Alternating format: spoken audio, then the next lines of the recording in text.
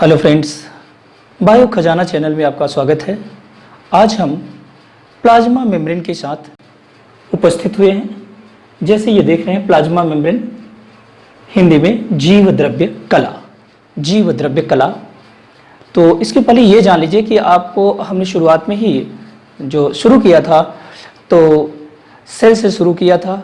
जीव यानी cell is the unit of life. आप जानते हैं कि जीवन की इकाई ही कोशिका होती है और हर एक जीवधारी कोशिका से ही मिलकर बना होता है। और ये कोशिका जंतुओं की ये सबसे बाहरी कहा जाए और पौधों में सेल वाल के बाद की द्वितीयक यानी सेल वाल के बाद की झिल्ली ये होती है प्लाज्मा मेम्ब्रेन। कहने का मतलब सभी जंतुओं की सबसे बाहरी झिल्ली, सबसे बाहरी कला, सबसे बाहरी लेयर ये जीव द्रव्य कला या प्लाज्मा मेम्ब्रेन होती है। तथा पौधों, ब्लू ग्रीन एल्गी, जीवाणु, बैक्टीरिया और फंजाई की यह सेल वाल के बाद की झिल्ली होती है। और ये कहा जाए इसकी संरचना के विषय में तो आप इसके पहले ये जान लीजिए, इसके कई नाम हैं और ये इसलिए यहाँ पढ़ना जरूरी है इसको कि कोशिका में कोई पदार्थ अगर इंटर करता है, आता है और कोशिका के नुकसानदेह हार्मफुल जो टॉक्सिक सब्सटेंस है ये बाहर जाते हैं, तो ये आखिर ये प्लाज्मा झिल्ली किस तरीके से ज़रूरत की चीज़ों को, आवश्यक चीज़ों को अपने अंदर लेती है और नुकसानदेह हार्मफुल कोशिका के लिए पदार्थों से बाहर करती है। तो इसी के लिए आज हम लोग चर्चा करेंगे। तो इसके कई नाम हैं, ये जान लें। इस प्लाज्मा मेम्ब्रेन को आप ये जानते हैं cell is the unit of life, तो इसे सेल मेम्ब्रेन भी कहा जाता है। और ये जानते हैं सेल लाइफ है, जीव की इकाई है, तो इसे बायोलॉजिकल मेम्ब्रेन भी कहते हैं। और फिर ये कहा जाए ये यूनिट है तो इसे यूनिट मेम्ब्रेन भी कहेंगे। और ये इस कोशिका का ये जीव द्रव्य जो जीव है इसका द्रव्य को घेरे रहने वाला कार्य कर रहा है चारों तरफ से, तो इसे प्रोटोप्लाज्म मेम्ब्रेन या जीव द्रव्य कला, जीव द्रव्य की कला है। ये सेल की ये साइटोप्लाज्म है, तो इस साइटोप्लाज्म को घेरे रहने वाली झिल्ली है, तो इसे साइटोप्लाज्मिक मेम्ब्रेन भी कहते हैं। तो इस तरीके से ये प्रोटोप्लाज्मिक मेम्ब्रेन, साइटोप्लाज्मिक मेम्ब्रेन और biological membrane, cell membrane, unit membrane इत्यादि जो है नामों से इसे जाना जाता है। और आइए इसके विषय में अब ये देखें कि ये आप जानते हैं कि कोई भी पदार्थ सेल के अंदर इंटर करेगा, यह सेल के बाहर जो इसके लिए आवश्यक है उसको ये अंदर कर लेती है, जो इसके लिए नुकसानदेह है, जरूरत की चीज नहीं है, वो उसे अंदर नहीं करती है। तो आइए इसके लिए कहने का मतलब इसे वैज्ञानिकों ने 2-3 तरीके से कई जो है इसके मॉडल दिए गए करके अनयूजुअल टॉक्सिक या नुकसानदेह चीज को बाहर करती है। इसी चीज का एक्सप्लेनेशन वैज्ञानिकों के अनुसार अलग अलग तरीके से इसका किया गया। तो इसके लिए कहा जाता है कि इसका सेलेक्टिव परमेबल होती है, जो नेसेसरी चीजें हैं वो अंदर आने देती है, अननेसेसरी चीजों को बाहर कर देती है। और ये कहा जाए ये मेम्ब्रेन जो होती है ये बाह्य वातावरण से, सराउंडिंग से और साइटोप्लाज्म जीव द्रव्य के बीच में एक मेम्ब्रेन, एक झिल्ली या एक होम्योस्टेसिस, संतुलन बनाए रखने का कार्य करती है। ये बाह्य वातावरण से और सेल के साइटोप्लाज्म के बीच में एक जो कनेक्टिंग है, ये कनेक्टिंग कहा जाए या सेपरेशन कहा जाए, ये जो होती है ये झिल्ली होती है। डेनिली एंड डेविसन मॉडल जो है 1935 ईस्वी में ये ट्राइलेमिनर मॉडल इन्होंने दिया था। इसके विषय में कहा ट्राइलेमिनर मॉडल, और उस ट्राइलेमिनर मॉडल को सैंडविच मॉडल भी कहा जाता था। ये पूछा जाता है आपसे कॉम्पिटिशन एग्जाम में, कॉम्पिटिटिव एग्जाम में, कि ये जो है सन की बात पूछी जाती है। डेनिली एंड डेविसन ने किस सन में ट्राइलेमिनर मॉडल दिया था, या ट्राइलेमिनर मॉडल कौन से वैज्ञानिक ने प्रस्तुत किया था प्लाज्मा मेम्ब्रेन के विषय में, और ये इसी को ही कहा जाता है सैंडविच मॉडल, यानी ट्राइलेमिनर मॉडल को ही सैंडविच मॉडल या डेनली डेविसन मॉडल को ही सैंडविच मॉडल कहा जाता है। और 1935 ईस्वी में इन वैज्ञानिक महोदय ने इसके विषय में व्याख्या किया था, लेकिन वो एक्सप्लेन नहीं कर पाए इसके जो है जीव द्रव्य कला के फंक्शन को ठीक से, तो वो डिस्कार्ड कर दी गई, उनकी थियरी को जो है गलत मान लिया गया। फिर उसके बाद जेडी डेविड रॉबर्टसन ने 1959 ईस्वी में यूनिट मेम्ब्रेन हाइपोथेसिस दिया, यूनिट मेम्ब्रेन परिकल्पना दिए। वो डेविड और रॉबर्टसन ने जो यूनिट मेम्ब्रेन की परिकल्पना इन्होंने दिया, इन्होंने कहा कि इसके बाहरी तरफ दोनों तरफ प्रोटीन और प्रोटीन की होती है दो परतें, जिसमें 20 एंगस्ट्रॉम थिकनेस और 20 एंगस्ट्रॉम की थिकनेस की ये मोटाई की परतें प्रोटीन की होती है, और बीच में 35 एंगस्ट्रॉम फास्फोलिपिड की बाई लेयर होती है। इन्होंने कहा फास्फोलिपिड की बाई लेयर होती है। कुल इन्होंने बताया कि इसकी मोटाई 75 एंगस्ट्रॉम होती है। कहने का मतलब इसको इन्होंने ये संरचना दिया, मॉलिक्यूलर संरचना इस तरीके से। इन्होंने कहा ये प्रोटीन, ऊपरी सरफेस प्रोटीन होता है, और ये फास्फेट के दो लेयर होते हैं। ये देख रहे हैं बाई लेयर, ये हेड लेयर है, ये टेल रीजन है फास्फेट का लिपिड्स का, और ये लिपिड्स जो है ये देख रहे हैं फास्फोलिपिड्स के बाई लेयर आपस में टेल से हैं, और ये देख रहे हैं ये प्रोटीन लेयर। लेकिन इस मॉडल ने भी, यूनिट मेम्ब्रेन मॉडल ने भी प्लाज्मा मेम्ब्रेन के परमेबिलिटी को ठीक तरीके से प्रूव नहीं कर पाया, और ये भी जो है थियरी एक्सेप्ट नहीं की गई। कहने का मतलब ये भी थियरी डिस्कार्ड हो गई। और इस तरीके से अब आई मोस्ट एक्सेप्टेड थियरी, जिसका नाम है फ्लूइड मोज़ेक मॉडल। ये मोस्ट एक्सेप्टेड है। फ्लूइड मोज़ेक मॉडल थियरी को देने वाले वैज्ञानिक का नाम था सिंगर एंड निकोलसन ने, और सिंगर निकोलसन ने 1972 ईस्वी में ये मॉडल दिया, fluid mosaic model.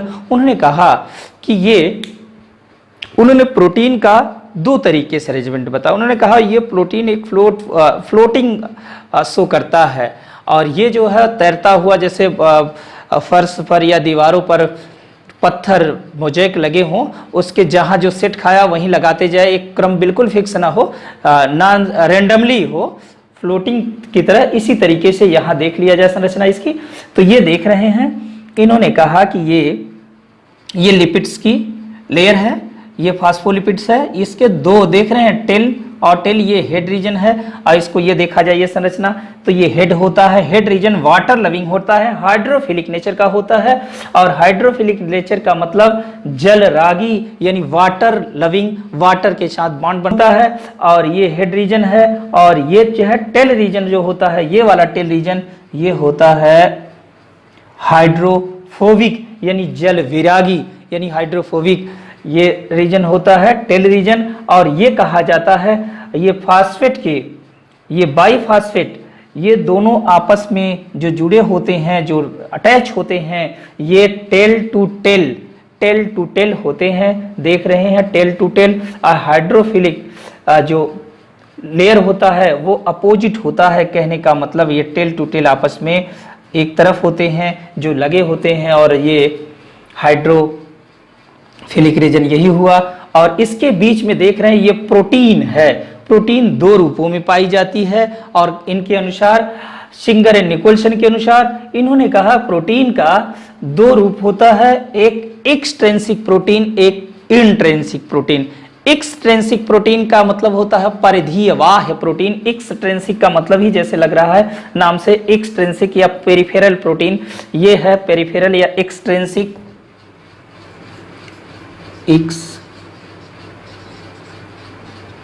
Extrinsic protein या परिधीय प्रोटीन, ये जो है बाहर की तरफ होता है। और एक प्रोटीन ये होता है कि जो पूरी तरीके से फास्फेट लिपिड्स के बीच में से पूरे इन टू इन पूरे जो है प्लाज्मा मेम्ब्रेन में रहता है। इस तरीके से इस प्रोटीन में देख रहे हैं, इसे इंटेग्रल प्रोटीन कहते हैं, धसी हुई प्रोटीन कहते हैं। इस प्रोटीन को यानी इंट्रिंसिक प्रोटीन, एक्सट्रिंसिक तो बाहर की हुई, परिधीय हुई, पेरिफेरल प्रोटीन हुई, एक्सट्रिंसिक प्रोटीन या बाह्य प्रोटीन के नाम से जानते हैं। लेकिन दूसरी प्रोटीन जो है इंट्रिंसिक प्रोटीन है। इंट्रिंसिक प्रोटीन का मतलब ये इंटेग्रल प्रोटीन है, फास्फेट लेयर के बीच में इंटेग्रल है, इंटीग्रेटेड प्रोटीन है। ये इंटेग्रल प्रोटीन को, ये प्रोटीन ही कैरियर का कार्य करती है। वाटर और प्रोटीन कैरियर का कार्य जो करती है यही प्रोटीन करती है। और फिर इसके बीच में ये देख रहे हैं ये इंटीग्रल प्रोटीन है और ये पेरिफेरल, इस तरीके से ये फास्फेट के बाई लेयर देख रहे हैं, बाई फास्फेट लेयर आपस में टेल से टेल जुड़े हुए होते हैं। और इसके बीच में ये देखते हैं पेरिफेरल प्रोटीन पर, पेरिफेरल प्रोटीन पर शर्करा के यानी ग्लूकोज के कुछ मॉलिक्यूल जुड़े होते हैं, जिससे चेन के साथ ये जुड़े होते हैं, जो प्रोटीन के साथ जुड़े होते हैं उसे ग्लूकोप्रोटीन कहते हैं। ये ग्लूकोप्रोटीन है, ग्लूकोप्रोटीन के मॉलिक्यूल हैं। और कुछ लिपिड्स के साथ जो शर्करा या कार्बोहाइड्रेट्स जुड़ा होता है उसे ग्लूको लिपिड्स कहते हैं। ये देख रहे हैं लिपिड्स के साथ, ये लिपिड्स के साथ जुड़ा हुआ ये है शर्करा या ग्लूकोज, इसे ग्लूकोलिपिड्स कहेंगे। ये जो होता है ये अपनी, कहने का मतलब ये ग्लाइकोलिपिड्स और ग्लाइकोप्रोटीन बनाती है। यानी प्राणियों में अपनी जैसी कोशिकाओं की पहचान करने का काम यही करती हैं ग्लाइकोलिपिड्स और ग्लाइकोप्रोटीन। जिस सेल की ये अपने सेल की आइडेंटिफिकेशन करने का, आइडेंटिफाई करती हैं कि यह फलाही मेरी ही कोशिका है या फॉरेन पार्टिकल है या फॉरेन बॉडी है या कोई माइक्रोब्स है या बैक्टीरिया आया, तो ये कंफर्म हो जाती हैं कि ये फॉरेन बॉडी है। उसे पूरी तरीके से फाइगोसाइटिक नेचर शो कर देती हैं, उसे डिस्ट्रॉय कर देती हैं। और यही होता है रुधिर वर्ग में। ये दूसरे रुधिर वर्ग के लिए भी ये सेंसिटिव होती है, प्रतिरक्षण के लिए, इम्यूनिटी के लिए। इम्यूनिटी का कार्य WBC कोशिकाएं इससे ये पहचान लेती हैं। ये ग्लाइकोप्रोटीन और ये ग्लाइकोलिपिड्स और ग्लाइकोप्रोटीन ये समझ जाती हैं कि ये फॉरेन पार्टिकल है या खुद की ही है, इससे ये डिफरेंशिएट करती हैं। और ऑर्गन ट्रांसप्लांटेशन में यानी अंग प्रत्यारोपण में यही ग्लाइकोलिपिड्स और ग्लाइकोप्रोटीन ही अपनी और अदर यानी अन्य की और अपनी कोशिकाओं की, अपने ही अंगों की या दूसरे ही अंगों की ही पहचान करती हैं। और यही पहचान करके एक्सेप्ट या उसे डिस्ट्रॉय करती हैं, या उसे कहने का मतलब एक्सेप्ट करेंगी अगर सेल्फ होगा, अगर दूसरे का आइडेंटिफाई हो जाएगा कि ये अलग प्रोटीन है तो उसे जो है डिस्ट्रॉय कर देंगी। ये इनका कार्य होता है। और ये आपने देखा इस तरीके से ये जो मॉडल है फ्लूइड मोज़ेक मॉडल, जो एक तरीके से देख रहे हैं, ये प्रोटीन एक तरीके से देखिए ऊपर की तरफ फ्लूइड की तरफ फ्लोटिंग कर रहा है, फ्लोटिंग नेचर जैसे शो कर रहा है। और ये जो है लिपिड्स के बाई लेयर आपस में ये देख रहे हैं, ये लिपिड्स से ही ये देख रहे हैं, ये लिपिड्स के बीच बीच में पूरी तरीके से इंटीग्रेटेड प्रोटीन, इसी को ये प्रोटीन ही इंटर करता है, प्रोटीन के ही द्वारा ये इस तरीके से इंटर करता है। ये जान रहे हैं ये प्लाज्मा मेम्ब्रेन का आउटर यानी बाह्य भाग होता है, यानी इंडो बाह्य भाग। और ये अंतः भाग जब ये सेल मेम्ब्रेन में आ जाता है, सेल में आ जाता है यानी साइटोप्लाज्म में, तो हम यहाँ की करें कि प्लाज्मा मेम्ब्रेन इनसाइड है, ये आउटसाइड है। तो इनसाइड जैसे होता है कोई पदार्थ आना होता है, तो ये इस प्रोटीन चेन से, यानी कहने का मतलब ये जो है कैरियर प्रोटीन जो है इसी के द्वारा इंटर करता है साइटोप्लाज्म में या प्रोटोप्लाज्म में, इसी के द्वारा।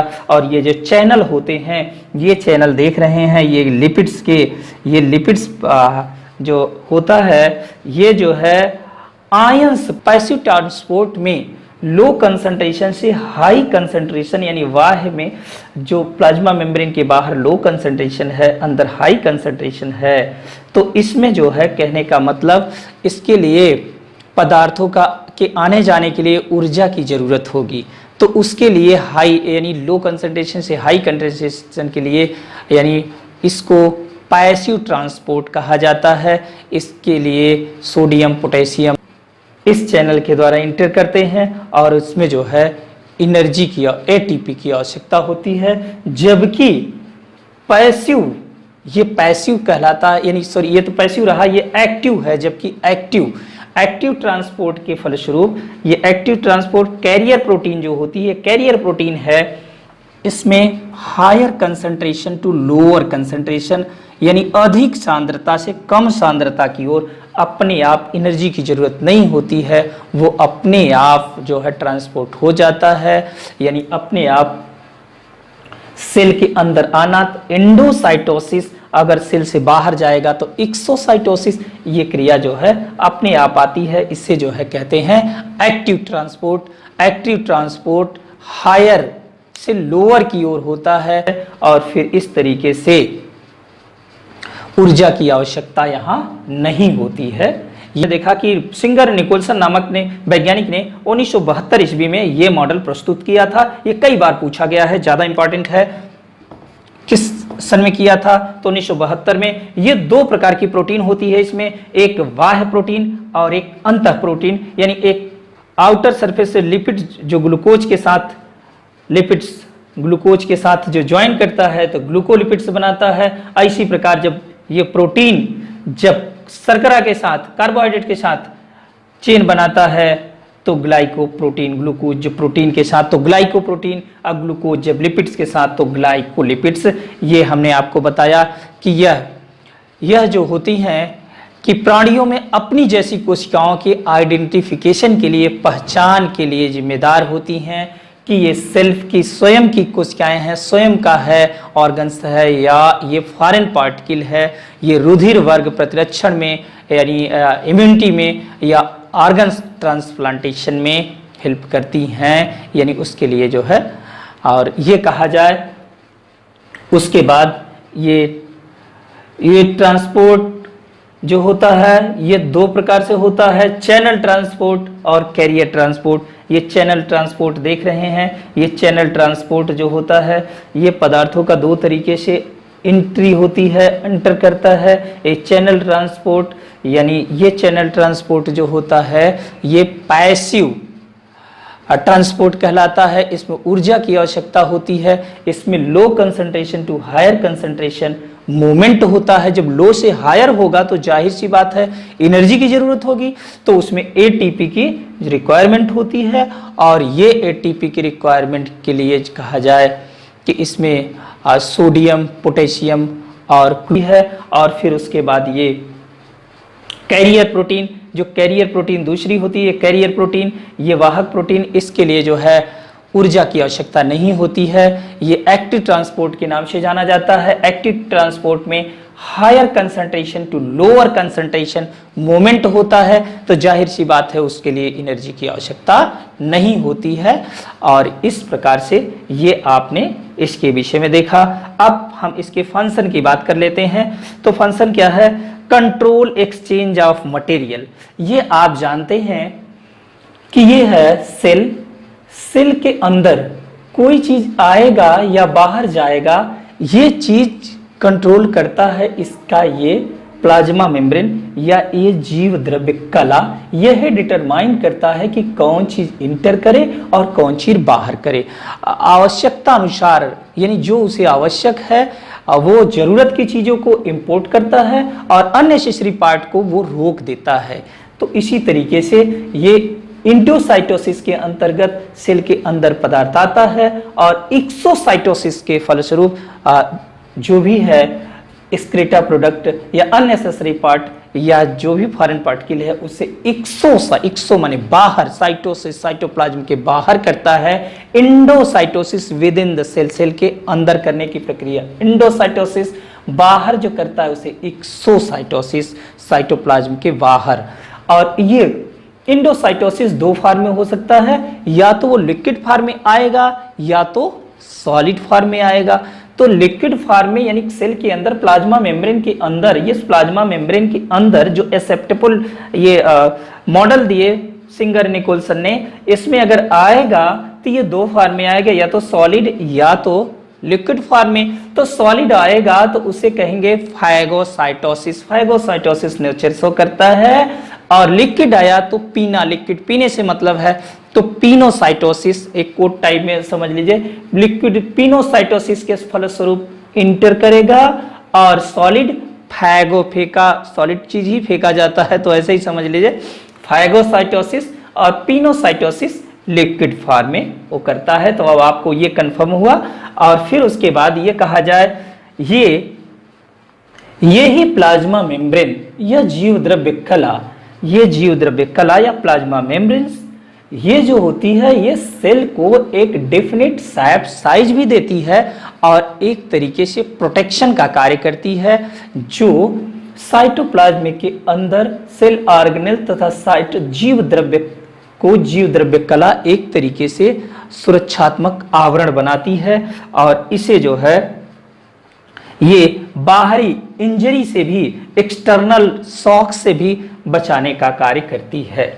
और फिर इसके बाद कहें सेलेक्टिव परमेबिलिटी, ये जो होती है ये मेम्ब्रेन, प्लाज्मा मेम्ब्रेन सब पदार्थों को अंदर और बाहर नहीं जाने देती। ये कुछ ही पदार्थों को ये चयनात्मक, वर्णात्मक, यानी ये कहें कि इसे किसी भी चीज के लिए परमेबिलिटी नहीं है, ये चयनात्मक होती है, ये चयन करती है कौन सी यूजुअल है, कौन सी अनयूजुअल जरूरत की चीजों को ही अंदर करती है और अननेसेसरी पार्ट को, नुकसानदेह पदार्थों को बाहर करती है। तो यही कहा जाए ये जो है इस तरीके की, ये आप मेम्ब्रेन के विषय में देखें। और ये जान लीजिए विभिन्न प्रकार के कोशिकांग, जो विभिन्न प्रकार की, इसके पहले हमने कोशिकांग पढ़ाया, सेल ऑर्गेनेल्स पढ़ाया, चाहे माइटोकॉन्ड्रिया हो, चाहे इंडोप्लाज्मिक रेटिकुलम हो, चाहे गोल्गी बॉडी हो, चाहे क्लोरोप्लास्ट हो, सबकी मेम्ब्रेन हो जो होती हैं बिल्कुल इस प्लाज्मा मेम्ब्रेन की ही जैसी होती हैं। जो भी बनावट इसकी है, कोशिकांगों के मेम्ब्रेन की बनावट भी सेम इसी तरीके से होती है। तो आज हम लोगों ने जो सीखा, आइए एक बार फिर से जो सीखा थोड़ा सा ध्यान देते हैं। आपने ये देखा कि प्लाज्मा मेम्ब्रेन यानी जीव द्रव्य कला, जो जीव द्रव्य कला की थियरियां हैं वो कई थियरियां दी गई, जिनमें से मोस्ट एक्सेप्टेबल थियरी थी और वो थी fluid mosaic model. Fluid mosaic model के बीच में हमने देखा कि फ्लूइड मोज़ेक मॉडल में इसमें 2 टाइप्स की प्रोटीन होती है, ये एक्सटेंसिक प्रोटीन, बाह्य प्रोटीन, परिधीय प्रोटीन और अंतः प्रोटीन यानी इंटीग्रल प्रोटीन या कैरियर प्रोटीन, या इसे ही कहा जाए इंट्रिंसिक प्रोटीन, अंतः प्रोटीन। इस तरीके की प्रोटीन होती हैं, 2 प्रकार की प्रोटीन।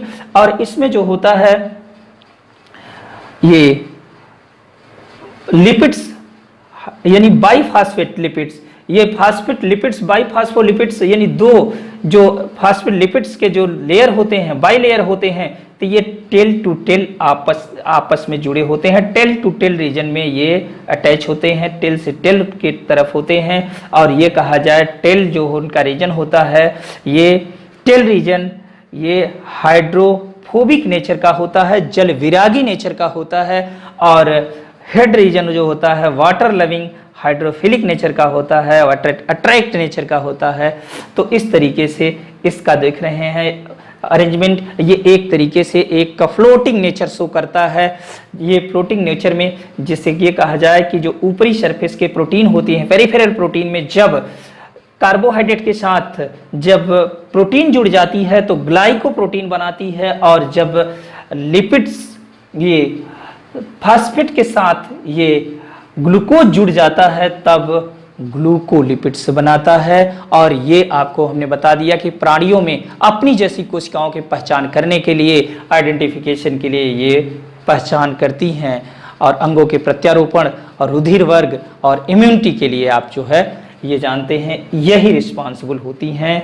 और फिर उसके बाद हम आते हैं कि ये ट्रांसपोर्ट जो होता है मेम्ब्रेन के थ्रू, ये 2 प्रकार से है, एक चेन ट्रांसपोर्ट और दूसरा carrier protein transport. Chain transport के थ्रू देखिए आपने कि इसमें जो है सोडियम, पोटेशियम और कैल्शियम जैसे पदार्थों का ट्रांसपोर्ट होता है, जिसे हम पैसिव ट्रांसपोर्ट करते हैं। इसे lower concentration to higher concentration, इसके लिए एटीपी की जरूरत होती है, ऊर्जा की जरूरत होती है। जबकि एक्टिव ट्रांसपोर्ट ये चेन, ये देख रहे हैं, ये पोर के द्वारा प्रोटीन चेन के द्वारा आता है, प्रोटीन पोर के द्वारा आता है। ये higher concentration to lower concentration movement होता है, और इसके लिए ऊर्जा की आवश्यकता, जब हायर अधिक सांद्रता से कम सांद्रता की ओर होगा तो फ्लो अपने आप होगा, जिसके लिए ऊर्जा की आवश्यकता नहीं होती है।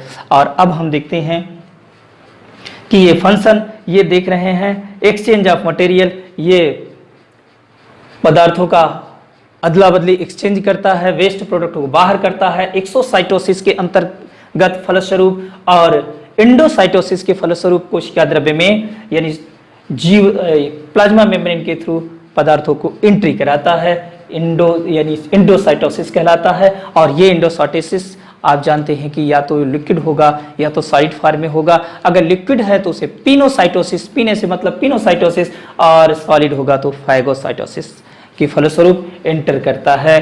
और फिर उसके बाद कहें definite shape size and external injury protection का कार्य करता है। यही प्लाज्मा मेम्ब्रेन, ये सेल मेम्ब्रेन, ये यूनिट मेम्ब्रेन सेल को एक निश्चित आकार प्रकार प्रदान करता है और इसको बाह्य आघातों से सुरक्षा करता है। बाहर सेल पर कोई इंजरी हुई, चोट हुई, किसी तरीके से शॉक लगा तो उसे एक सुरक्षात्मक आवरण प्रदान करता है और उसको एक डेफिनेट शेप साइज देता है और उसे रिपेयर का भी कार्य करता है। इसे रिप्रोड्यूस कर लेती हैं, अपनी जो है रीजनरेट कर लेती हैं ये प्लाज्मा मेम्ब्रेन। और फिर उसके बाद ये कहा जाए ये सेलेक्टिव परमेबल होती हैं, ये चयनात्मक परमेबिलिटी शो करती हैं। ऐसा नहीं कि हर चीज़ को इंटर करने दें और हर चीज़ को बाहर कर दें, ये आवश्यक ही चीज़ों को सेलेक्ट करके ही जिस जो ज़रूरत की चीज़ होती है उसे ही एंट्री करती हैं। ये बाह्य प्लाज्मा मेम्ब्रेन है, यानी प्लाज्मा मेम्ब्रेन का बाहरी सरफेस है, और ये है साइटोप्लाज्म, यानी ये कहा जाए जीव द्रव्य कला की तरफ कहा जाए,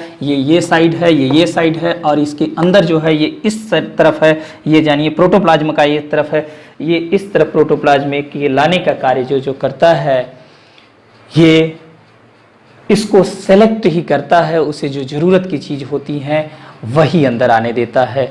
और कहने का मतलब ये विभिन्न प्रकार के, आपने देखा कि सभी प्रकार के जंतुओं में कि सबसे बाहरी परत होती है तथा पौधों यानी फंजाई, ब्लू ग्रीन एल्गी और बैक्टीरिया की सेल वॉल के बाद की झिल्ली होती है, मेम्ब्रेन होती है। तो आज हमने ये देखा और ये भी बताएं कि आपको जितने भी सेल ऑर्गेनेल्स आपने देखा है उसकी जो भी बाह्य झिल्ली है, मेम्ब्रेन है, सब इसी तरीके से संरचना की बनी हुई हैं, सेम संरचना होती है। अब इसके बाद हम फिर एक नए टॉपिक के साथ फिर उपस्थित होंगे। तब तक के लिए धन्यवाद।